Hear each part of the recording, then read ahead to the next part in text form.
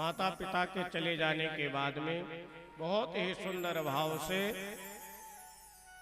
देवहूति अपने स्वामी की सेवा करती है। पितृभ्यां प्रस्तुते साध्वी पतिमिंगित कोविदा नित्यं परिचरत प्रीत्या भवानी व भवं प्रभुम। कैसे सेवा कर रही हैं? जैसे भोलेनाथ की सेवा भवानी करती है उसी प्रकार सेवा कर रही है।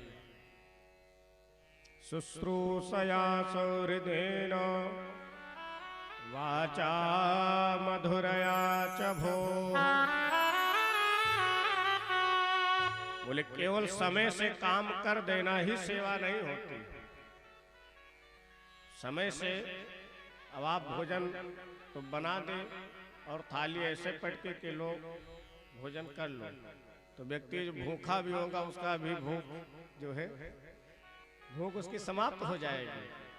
बोले सेवा तो करो लेकिन वो भी उसमें प्रेम हो, भाव हो, मन में जिसके लिए सेवा करे उसके प्रति आदर सम्मान का भाव हो। इसलिए मनसा वाचा कर्मणा, कर्म तो तीसरे नंबर पर आया है। पहले मन से पवित्र भाव रखे, मनसा वाचा और वाणी सुंदर वाणी के द्वारा उसकी सेवा करें और बहुत परिश्रम की, बहुत कुछ बढ़िया बनाए। भोजन करने कोई बैठा भी लेकिन ऐसी बात आपने सुना दी कि भूख सब शांत हो गई उसकी, तो वाणी के द्वारा भी सेवा की जाए तब वो सेवा होती है। अब कोई व्यक्ति सो रहा है और आप 4 बजे चाय बना करके उसके सिराने के पास में रख करके चली आए, कहे हम क्या करें, तो 4 बजे चाय बना करके दे दी थी।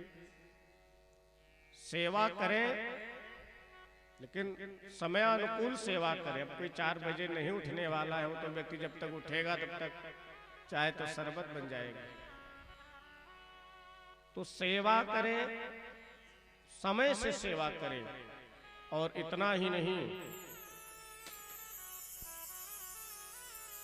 महाराज इशारे को समझ जाएं, पतिमिंगित को विदा, पति के इशारे को समझ जाएं। जिसकी हम सेवा करें वो व्यक्ति क्या चाहता है, क्या चीज उसको आवश्यकता है, उसके इशारे को जिस दिन आप समझ जाएंगे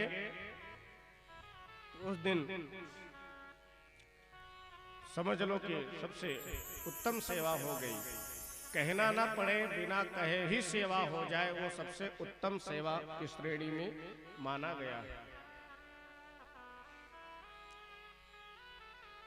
बड़े ही श्रद्धा पूर्वक अभी नई नई शादी हुई है, महर्षि भी पूजन पाठ में लगे रहते हैं, लेकिन कोई याचना नहीं, कोई आकांक्षाएं नहीं कि ये चाहिए वो चाहिए, बिल्कुल सेवा में लगी हुई हैं निस्वार्थ भाव से।